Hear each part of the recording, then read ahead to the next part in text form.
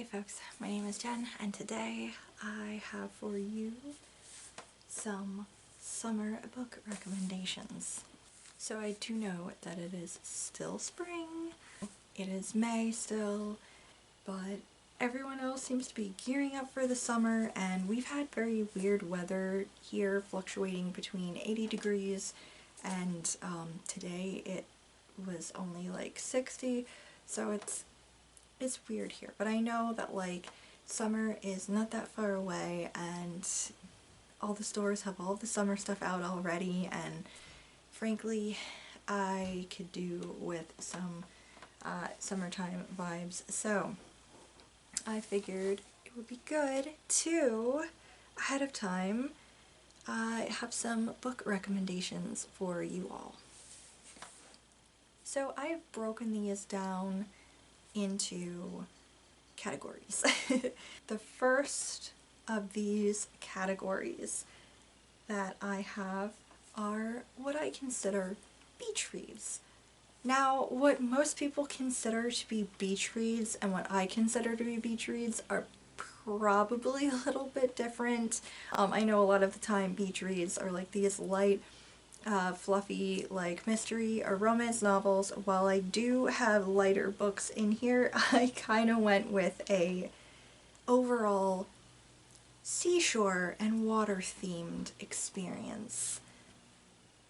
And a couple of them aren't as like thin for the most part, but still I think they fit that theme of a vacation on the beach or at the seashore, or even by a lake or something. Just that overall summertime copper tone, hanging out by the water vibe. So first off, you might not think of classics as that light thing that you can bring to read in your little chair by the water, but there are a couple of classics that are fairly water themed, and you know what, I think they count. The first of these is Treasure Island by Robert Louis Stevenson. I'm sure that most people know this story. Maybe you've read it before, or it's been a while, or you've seen some adaptation of it, or you just you know anyway that there's Jim the cabin boy and Long John Silver, who is very charming but kind of a gray area person. This tale basically follows young Jim Hawkins. He's lived like his whole life at the Admiral Benbow Inn with his mom and his sickly father, and everything in his life changes when this greasy old sea dog ends up staying at the Admiral Benbow Inn and brings trouble with him. This involves like boat journeys and a search for treasure and pirates and excitement. It does get a little bit gory at a couple of parts, but overall it's not like it's not a particularly hard read, I don't think, and I think honestly this is one of the more accessible classics that there are out there because it is very action-packed and fairly easy to read. This is, if you're feeling like a classic for the summertime, I think this is a pretty good place to start. Then of course I can't talk about classics without talking about the longest and best known boat journey of them all, the Odyssey by Homer. This follows Odysseus after the Trojan War as he is desperately trying to get back home to Ithaca, to his family, and has misadventures along the way, and takes a very, very, very long 20-year journey and detour. Excuse me. It was 10 years to get there, and dealing with the Trojan War, it was 10-year journey back. Don't mind me. It's been a while since I picked this up. I would highly recommend this, but I would not recommend this particular edition. I know it's really pretty, but it is the prose edition, and it is a very old translation and is frankly very dry. I would recommend you look for one of those editions that is specifically the actual like epic poem form. Can't talk about other ocean books without mentioning also 20,000 Leagues Under the Sea by Jules Verne. This is about a couple of scientific men going off to investigate like what's happening with these weird like shipwrecks and things that are occurring around the world, and they discover that the cause of this is Captain Nemo and his submersible ship that he has invented and built himself, and they end up going on this journey underneath under the sea, basically. Now this one is, I think, probably the most dry of these three like classics that I've mentioned. There's a lot of like scientific stuff going on in here and a lot of like cataloging different like creatures and things like that. But if that's something that you find particularly interesting and you also like a little bit of intrigue and underwater adventure, I would recommend this book. But if you don't want to read that but you still would like an underwater adventure, you could always pick up Daughter of the Deep by Rick Riordan.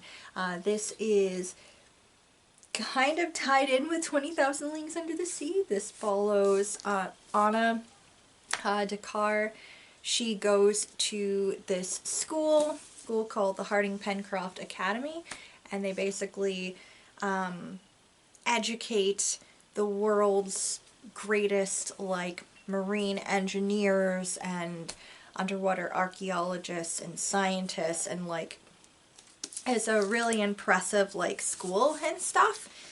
And her class are off, it's like the end of their freshman year. They are off to do like some off-campus exercises. It's kind of like their final exam sort of thing, and a tragedy happens that ends up thrusting them into this adventure and trying to figure out how this tragedy occurred, and also try to find a safe place because they are now learning that there has been a violent rivalry between their school and another academy, and things have gotten worse.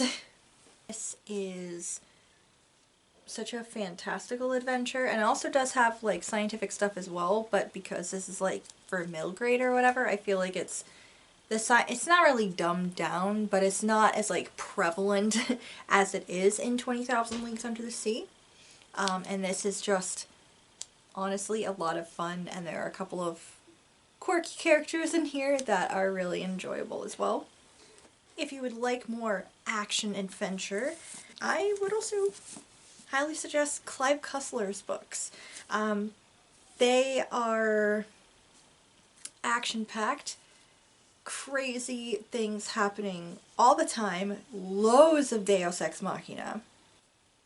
Saying the book version of a 007 movie sounds really dumb because there are book versions of those movies, but it's that kind of, maybe not so much the newer ones, but like the older ones where it's like things are over the top and crazy, but action-packed, and it's just like, parts of it are good, but it's not the best thing ever, but it's still so freaking entertaining that you can't help but like enjoy yourself the whole time anyway. That's kind of how Clive Cussler's books are. I think they are fairly well written, but sometimes things go off the rails a little bit. And like I said, there's a lot of Deus Ex Machina, but if you don't mind, like you're just in basically for like an easy, crazy, action-packed time, honestly, his books are exactly that.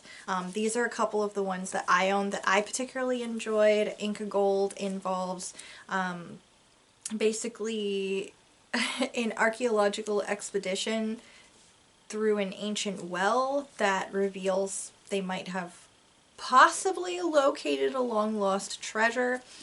And Sahara, even though it's like the desert, this does also involve water, I swear. And it involves the search, trying to stop an environmental disaster. There's like this epidemic going on and people are rushing to try to find the cause of it and to stop it before it like spreads to the rest of the world.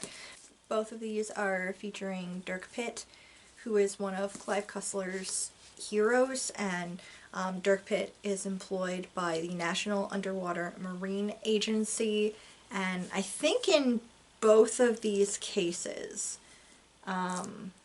he is doing like an archaeological, he's on like an archaeological expedition and stuff like that, so he gets pulled into adventures.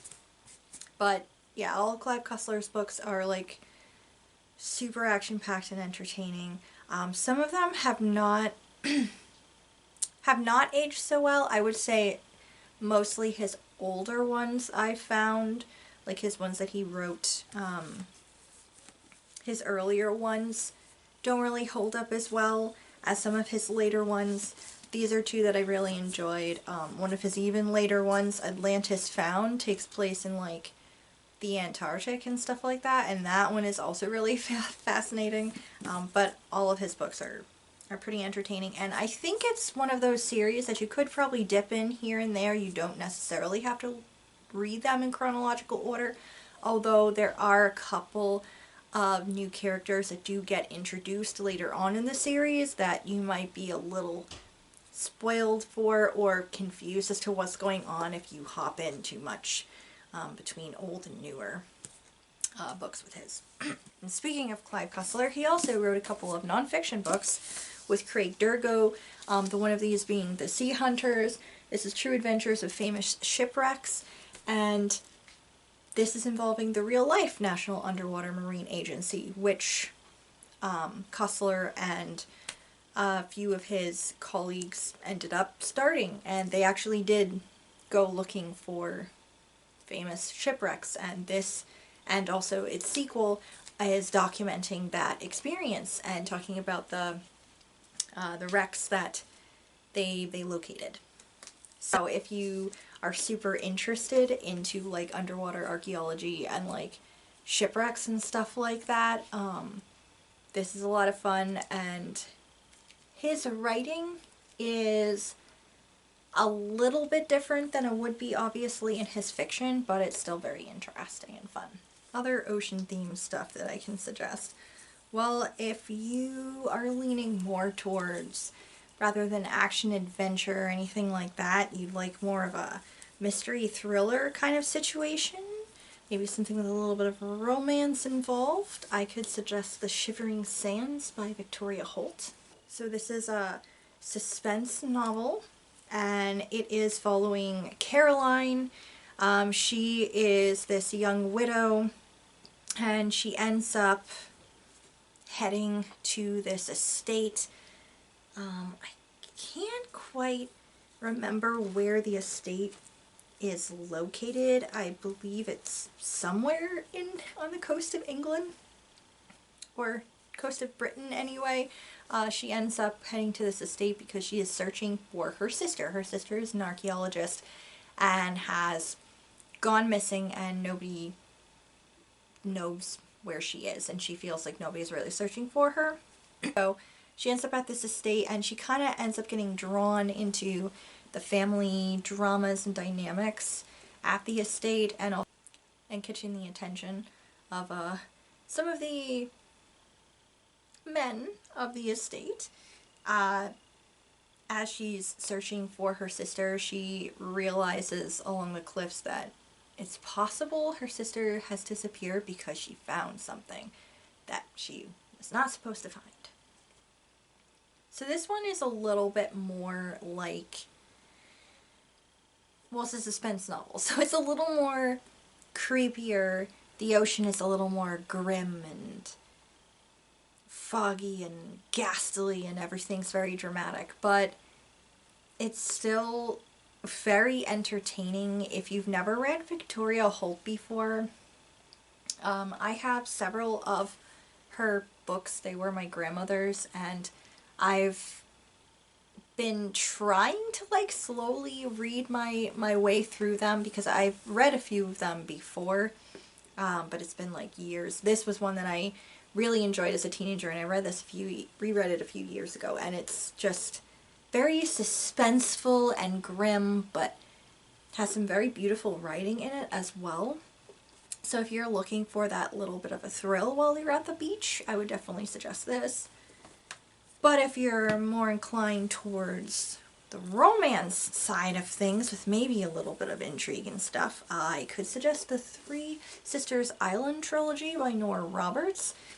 Nora Roberts has like seaside settings in quite a few of her books actually, but this honestly was the first series that came to mind when I was looking at my bookshelves trying to think of like, ooh, what's a good romantic seaside thing to read. This is following three women who are brought together on Three Sisters Island, and there's something very magical about these three women and why they felt compelled to either remain on or come to this island. Something that within the history of the island itself ties them to it. It's very good. It's a little dated. It is a little dated. This takes place off the coast of Massachusetts, and it is, yeah, it's a romance series, and there's like magic and shit involved, and honestly, I think the first book, Dance Upon the Air, is my favorite of the bunch, but Heaven and Earth and Face the Fire are also really good reads as well. And then these aren't particularly like ocean themed, but along the lines of, hey, if you just want to read like really good romance novels while you're hanging out on the beach or something, you should read the Reluctant Royals series by Alyssa Cole. These three are following, like I said, Reluctant Royals. We have A Princess in Theory, A Duke by Default, and A Prince on Paper. So a couple of these books are about people who thought they were commoners finding out that in fact they're like royalty or of the nobility, and this involves someone who's more of a playboy prince trying to fix his public view, basically.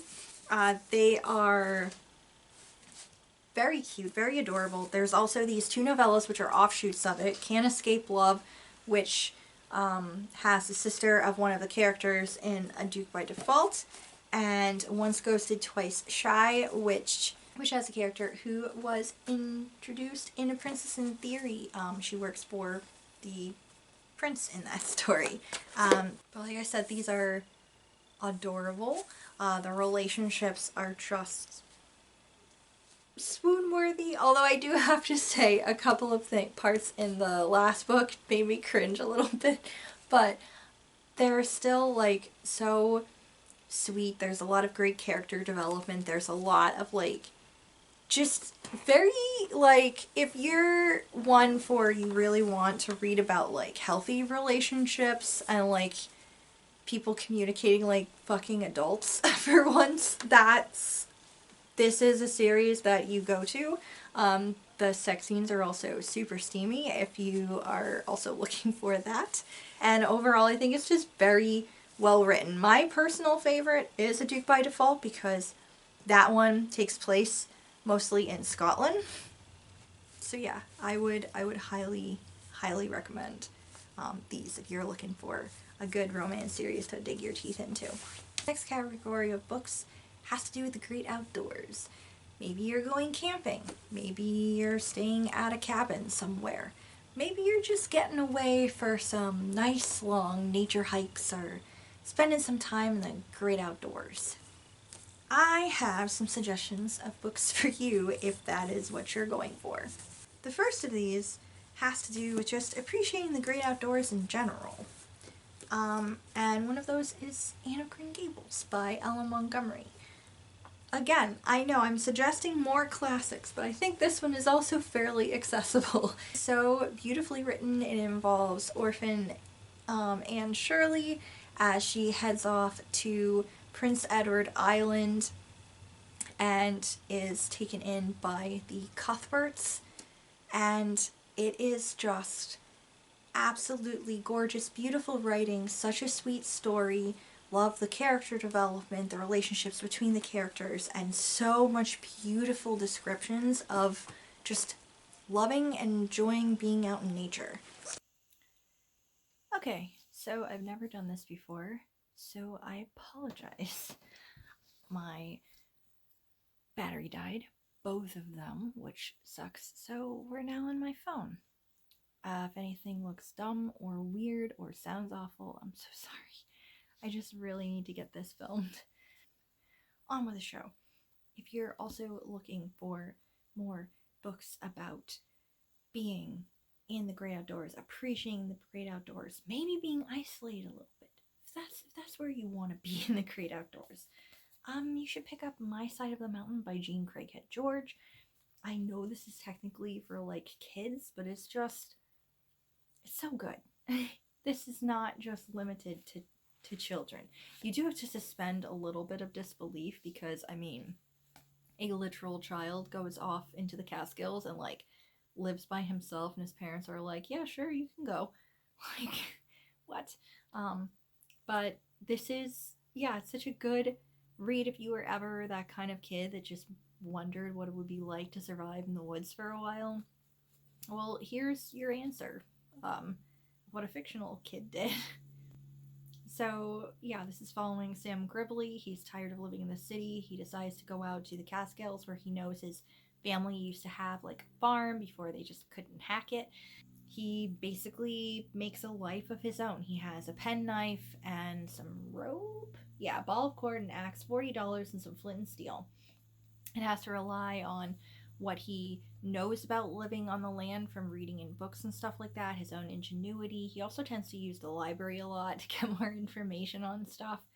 And, he makes a home for himself. And the whole thing is just fascinating to read. It's interspersed between, like, his journals of, like, notating down what he did to survive and also just like little bits of telling his tale as he goes along and the people he meets.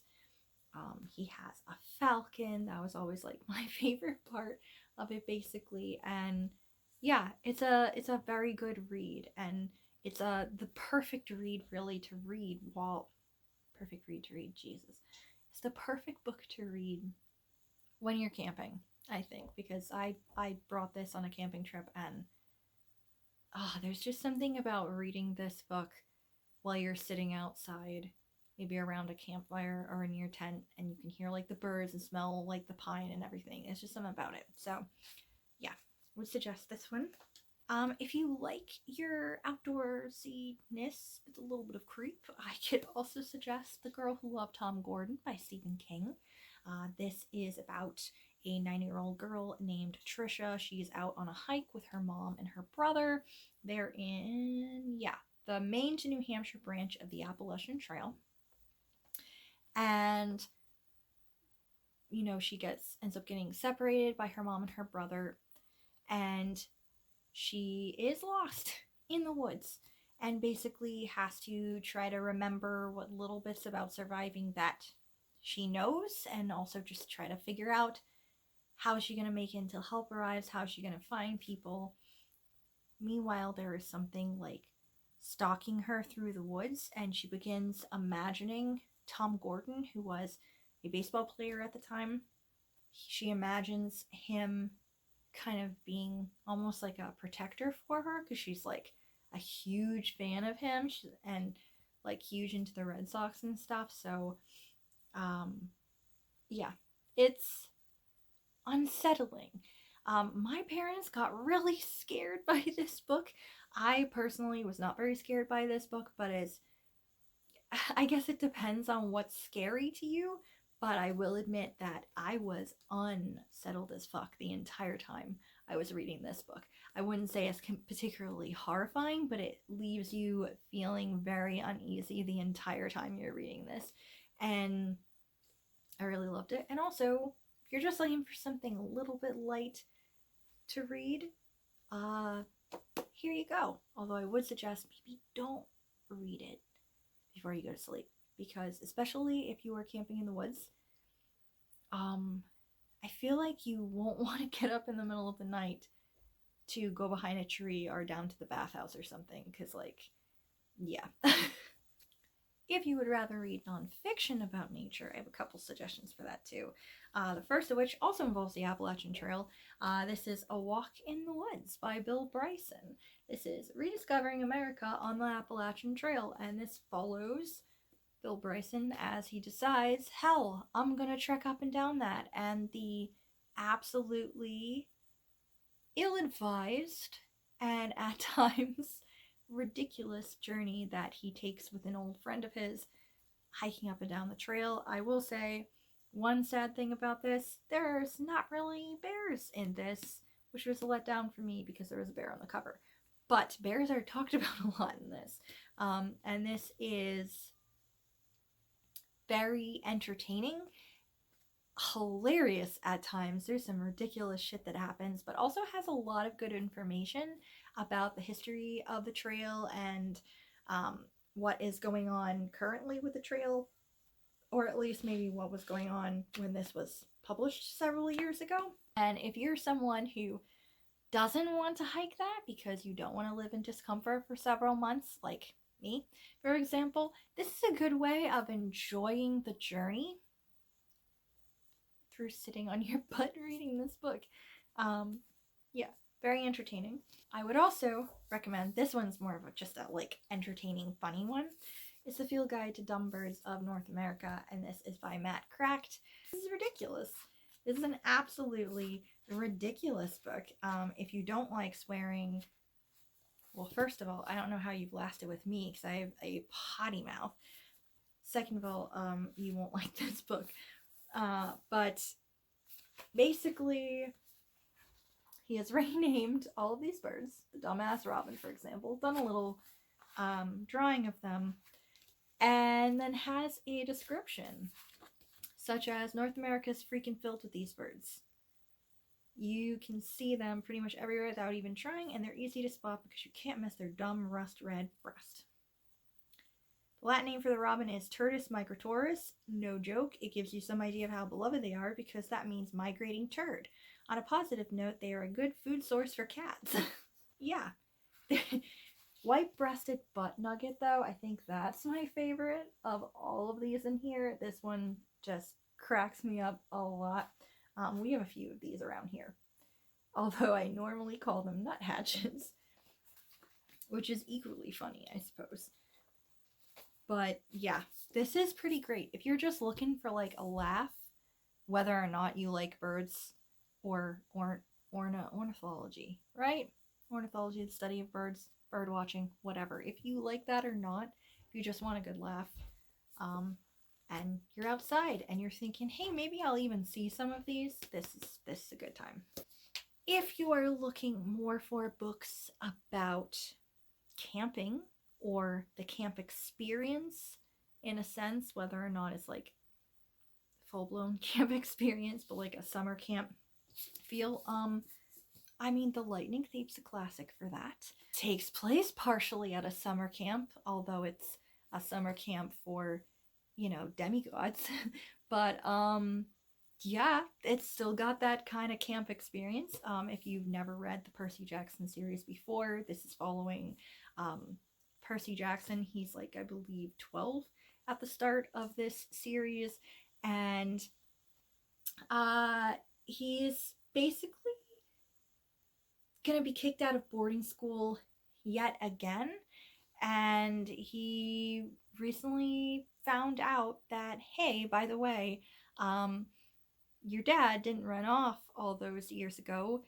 Your dad is actually a god, a Greek god, in fact, and probably resides on Mount Olympus, And yeah, the reason why you just have bad luck all the time is because the horrible mythological creatures are out to kill you, and the only place you're going to be safe is at this special camp for people like you. Oh, tons and tons of demigods. And shit just kind of happens from there. If you've never read this series before, but you're in for a fun read, voiced by a very sarcastic and funny protagonist, you should pick this up. If you like Greek myths, you should pick this up.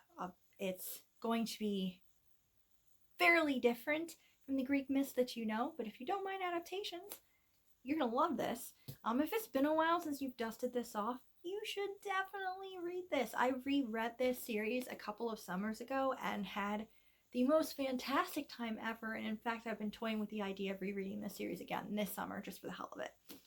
But yeah. So I count it as a summer camp read because part of it does indeed take place at summer camp. There's 5 books in the original series, and then of course there are offshoots into like other series, but are also kind of connected in the same universe kind of thing as well. But yeah, this is the one that I'm recommending. This is a 2-part suggestion. Summer camp mystery. I would suggest The Box in the Woods by Maureen Johnson. However, to read The Box in the Woods, even though this is kind of like part of a series, but not at the same time because involves a different mystery entirely.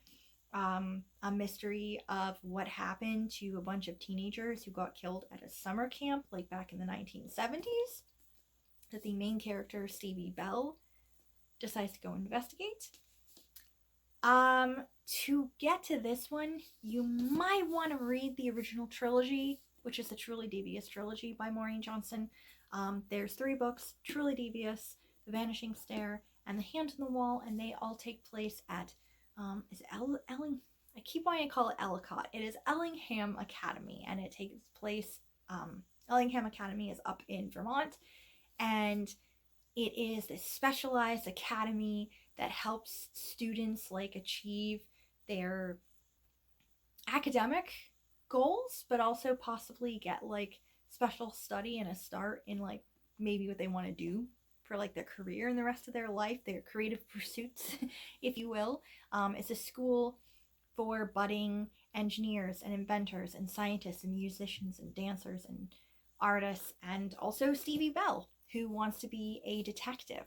And she enters the school with the goal of trying to solve the mystery behind what happened to the daughter of the founder of the school who disappeared many, many moons ago.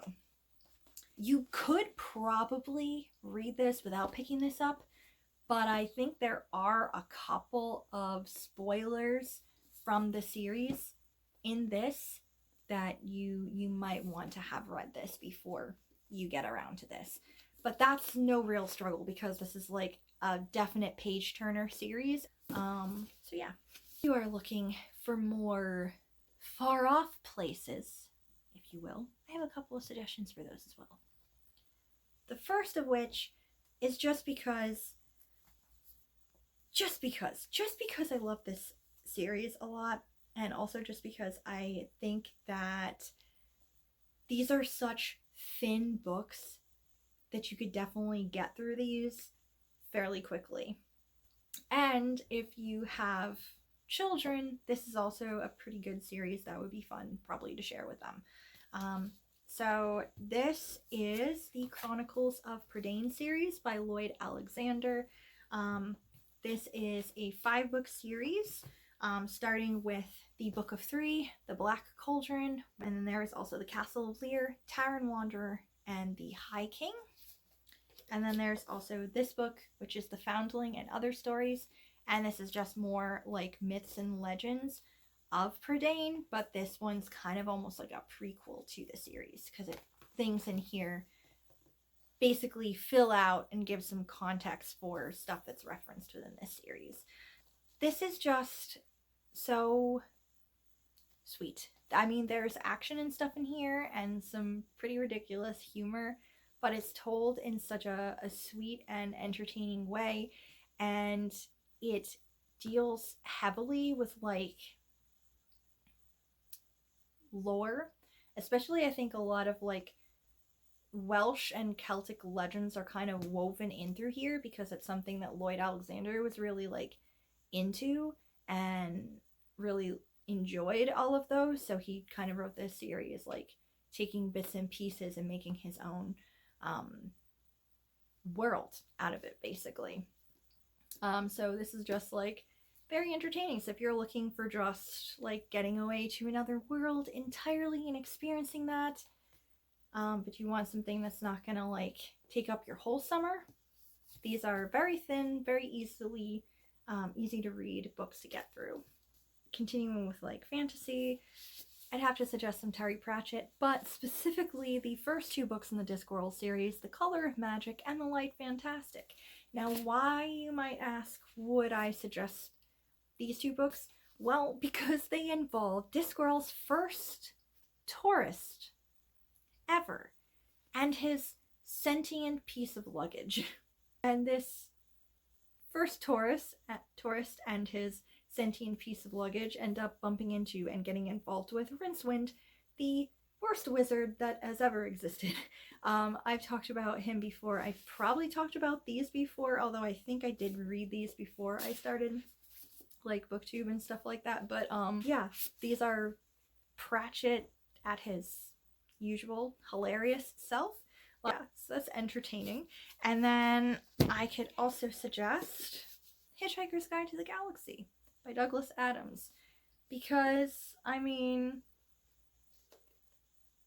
space. If you don't know what Hitchhiker's Guide to the Galaxy is about, this follows sad, average little man Arthur Dent. He has just learned that his home is going to be destroyed to make way for like a new highway, I believe, and he's very upset about this. And then his best friend, Ford Prefect, ends up stealing him away, and they end up in space just in the nick of time because some other aliens have decided to destroy Earth to make way for, I think, a super space highway. So, I mean, the irony here. This is absolutely entertaining. If you've never read this book, you definitely should. It is a laugh and a half. And these are basically books that if you are not going anywhere for vacation, you're just going to be, you know, staying at home, doing whatever, whether it's like cleaning your house, hanging out with your family, just kind of chilling out at home and not like going to work, not doing a whole lot of other things. Here are some books to keep you entertained. And I have a variety just based on, you know, maybe what you're looking for. The first of these would be if you are looking for a little bit of excitement in your life along the lines of murder. Now, a couple of these are going to be pretty obvious because I think I talk like probably way too much about Agatha Christie. But I would suggest if you want vacation reads, how about a couple of times when Miss Marple went on vacation? A Caribbean Mystery is when Miss Marple, this sweet, incredibly clever older lady, ends up going on vacation to the Caribbean for her like rheumatism, and she's feeling very like kind of bored and wishing there was a little bit of excitement, and then a guy drops down dead at the resort she's staying in. And then we also have At Bertrams Hotel, which is this hotel in like London, and Miss Marple was sent there for a small holiday. She stayed at this place when she was like a young girl, and is very much struck by how the place doesn't seem to have changed, and she wonders why that is and how that could be possible when the country and the world, in fact, has changed so much since she was younger. That's not really the only mystery at this hotel either. She senses that there's something pretty dark and dangerous under this like polished veneer that the hotel is putting on. I could also suggest a Poirot mystery, which of course is Murder on the Orient Express. Now, Poirot wasn't exactly on vacation when he gets on this train.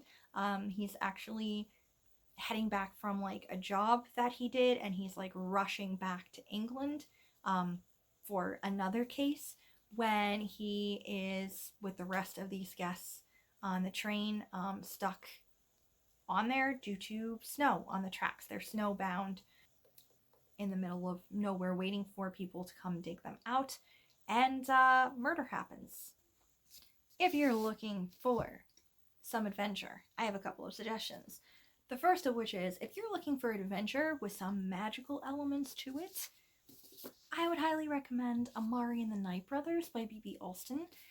This is about Amari. She's going through a rough time. Her whole family is actually. She's basically just been kicked out of her like rich school because of bullying, and she's also been dealing with her brother having disappeared and everyone trying to tell her that he's probably dead or there's been foul play or something, and she knows that he is alive and he's out there somewhere and she needs to find him. And one day she ends up with something of his, a ticking briefcase in which there is an invitation for the summer trials at the Bureau of Supernatural. I always get this name wrong. The Bureau of Supernatural Affairs. It's like this secret organization, and she finds out her brother was working for it, so she decides to go to these tryouts and try to get in there so she can ultimately figure out where her brother is and save him if at all possible. This was very fun. It is very magical. There's a lot of really cool, like, magical, supernatural, like, mysterious shit going on. It is really fun, and it's actually the first book in a series. There is a second book that's out, and I believe there's a third one that either has come out or is coming out this year as well. Now, I'm going to make some recommendations, and you guys are going to be like, what the hell's wrong with you? But really, I mean, I feel like these are just solid books that you should read for like some epic adventures. These are 3 classics. The first of which is probably slightly less scary because it's thinner. And that is, here, it's another Jules Verne book, and this is Around the World in 80 Days. And this is, of course, following Phileas Fogg and his new servant, Passepartout. They basically, Phileas Fogg makes a bet that he can go around the world in 80 days. And yeah, they set out on this journey. There's an elephant, there's trains, there's, I was about to say planes. There are no planes because this is like in the 18 something or others. There's no planes. There's boats and just like a whole bunch of traveling transport types that he uses to get around the world. One note that I will say about this, though, is this is very dated. There's a big reek of colonist stuff going on in here, so like keep that in mind, because I mean this is like an old book and stuff like that, but it is still like a fairly entertaining like adventure book. Books are probably a harder sell for you guys, but I'm gonna suggest them anyway. I feel like I talk these up a lot, so maybe you won't be as scared, but they're books by Alexandre Dumas. First of which is The Count of Monte Cristo, and then the second is Three Musketeers. So you're probably like, what is wrong with you? Because, Jen, look at these thick boys. Why would you suggest this to me when I just want a nice summer read? I know, but they're such page turners, you guys. They are, for how thick and terrifying they are such page turners. So much fun. Very entertaining. Dumas' sense of humor is like so good. They're so adventurous. The Three Musketeers is, I just talked about this recently, but it is like a total swashbuckling adventure about a young man who is going to Paris to find his fortune and wants to become a musketeer, and all of the shit that he gets up into, meeting these three musketeers who become like his friends, and just political intrigue and absolute insanity. It is so much fun. And then there is also The Count of Monte Cristo, about a man who has like the perfect life until people who are jealous of him basically get him, like frame him and get him locked up for stuff that he did not do. And eventually he is able to get out and try to enact his revenge. And this is basically, I know I talked about this before, but like it's only like this amount or so, which is his like misery, and the rest of it is revenge, baby. And it is some sweet, amazingly well written revenge. Yeah, these are page turners, so you should definitely just try.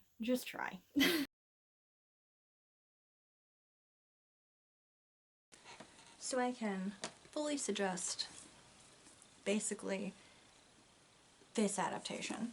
I can also suggest Pride and Prejudice manga classics, also a fairly good adaptation. And yeah, if you just want a lighter version of classics, this is a very good way to like read those without reading them, I guess. Or if you just love them, this is a good way of reading them. Guys, I'm having the worst day ever for filming. This sucks. Okay,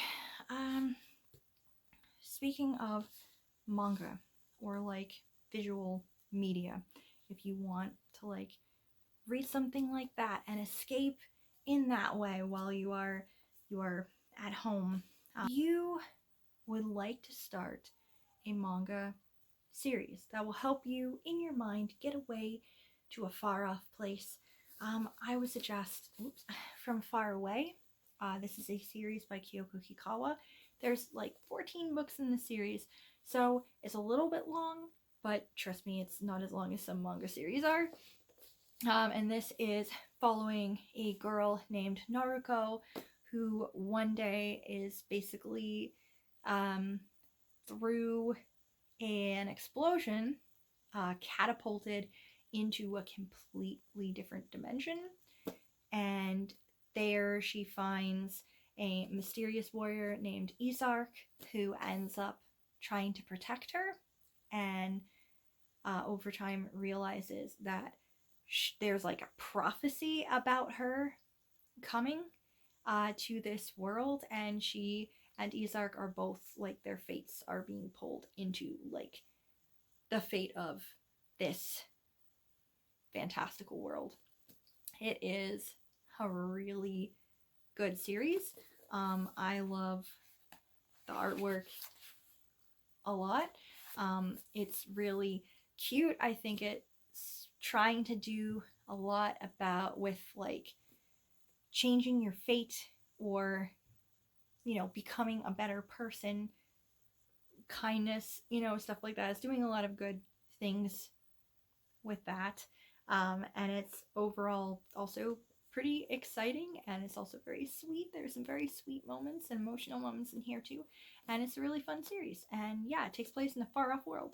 So I could also suggest that you pick up Americanborn Chinese by Jean Luen Yang.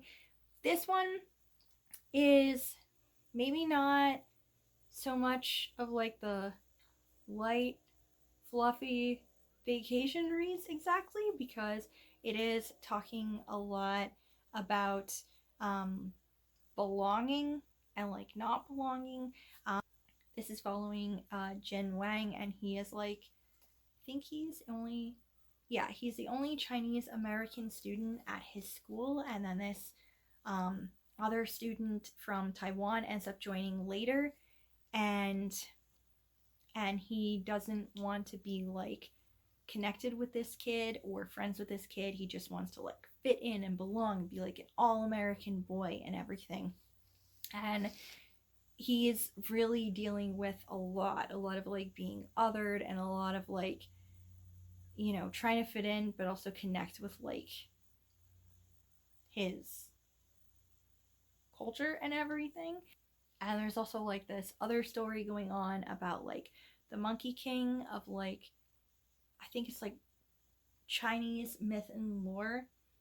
He's basically uh, mastered like all types of kung fu and everything, and so there's like this underlying story of that going on as well, and this is doing a lot more under the surface than it might look initially when you're reading this.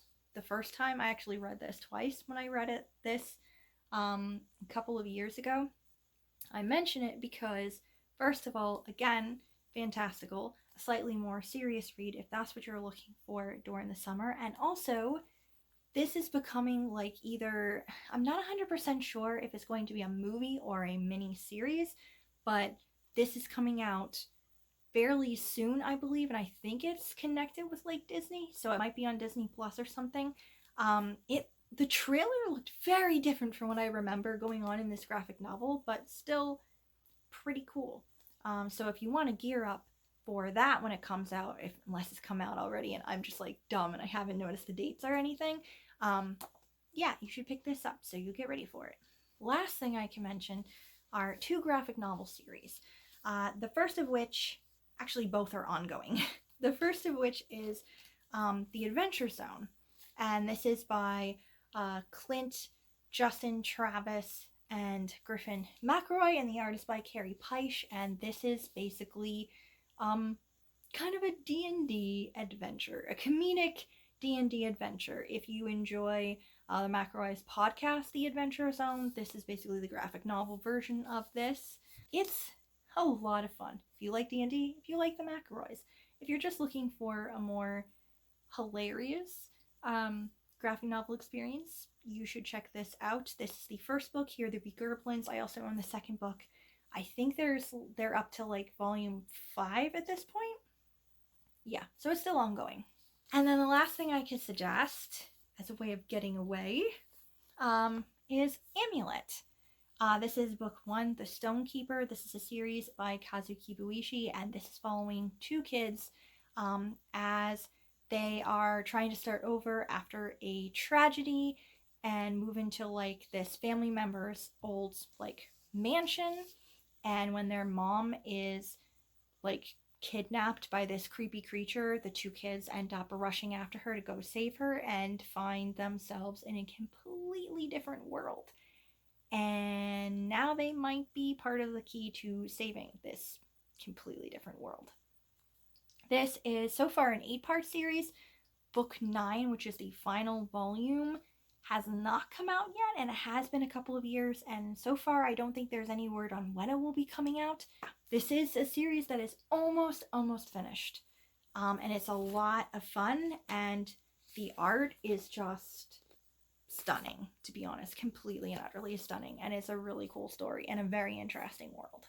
Yeah, that is it, guys. That is all of my suggestions for your summer reading pleasure.